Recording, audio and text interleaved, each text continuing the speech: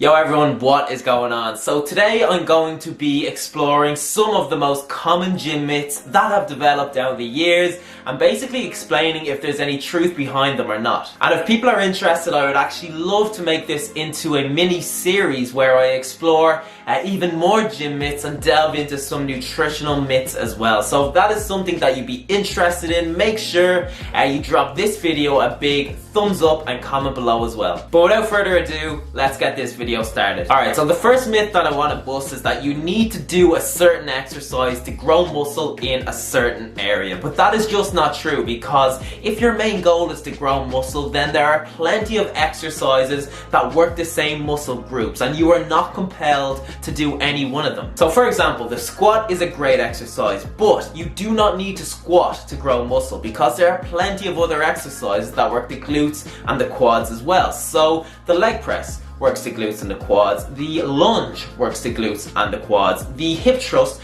works the glutes, the leg extension works the quads. So, if you don't like a certain exercise, then just choose another exercise or a combination of a couple of exercises that work the same muscle groups and you'll be fine. Okay, so the second myth that I want to touch on is that if you're not sore after a workout, then you haven't worked hard enough. So, people often think that they've wasted a session if they don't experience soreness in the muscles worked in the days following a session. However, this soreness, which is referred to as DOMS, is only really experienced when you introduce a stimulus to your body that it isn't used to. So, it could be a new exercise that you are introducing. It could be a much heavier weight on a certain exercise. It could be much higher reps. It could be much slower reps. However, if you have a solid training plan, which you probably should if your goal is to grow muscle, then you're not going to be dramatically changing things from session to session. So the soreness you experience should actually decrease as you kind of get used to and progress through your program. So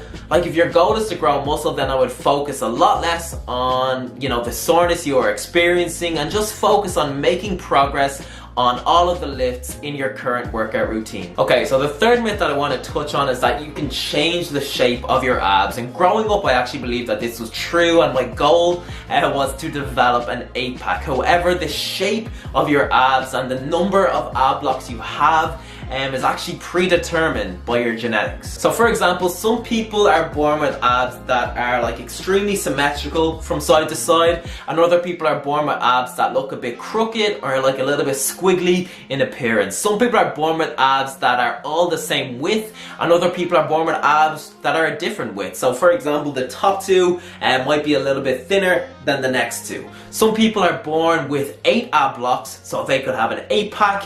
Some people are born with 6, and some people are born with 4. And these are things that you cannot change. However, what you can change when it comes to the appearance of your abs is how thick they are, so you can make them protrude a little more by doing ab exercises in the gym, and you can also change how visible they are by gaining or losing body fat. Alright, so the fourth myth that I want to bust is that lifting weights will make females look bulky. So oftentimes females will avoid the weight session in the gym because they fear that by lifting weights they're going to look really kind of big and masculine in appearance. But the truth is that females actually don't have the same capacity as males to grow muscle, and this is because they have way less testosterone, which is a key hormone involved in muscle growth. So instead of making females look big and bulky, the muscle mass that you do put on from lifting weights will actually make you look more toned and defined. Okay, so the fifth and final myth that I want to bust today is that cardio kills gains. So oftentimes when the main goal is to grow muscle or to bulk up, people completely avoid cardio because they think it will slow down the muscle growing process. However, the adaptations that occur from doing cardio are actually beneficial for muscle growth. So if you're conditioning your heart and other muscles to go for longer and build up endurance, then your body is going to be able to handle higher rep sets, like sets of 10 or sets of 12, a lot more efficiently, and that will help you grow muscle. So no matter if you are bulking or cutting, I think that including even 1 or 2 cardio sessions per week in your training routine is a really good idea. Alright, so that is it for today's Myth Bust video. Remember to give it a big thumbs up and comment below if you want me to delve further into the myths surrounding fitness and nutrition as well. See you next time.